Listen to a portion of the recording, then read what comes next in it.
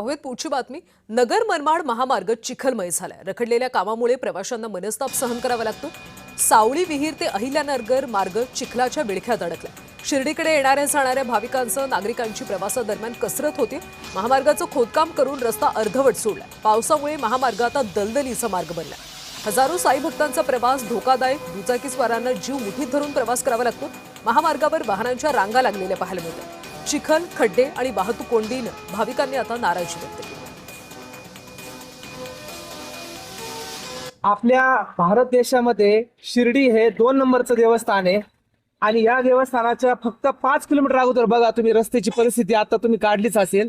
ही परिस्थिती आजपासून नाही, इथे राज्यातून प्रत्येक राज्यातून देशातून लोक येणारी आहे, साई भक्त येणारी आहे।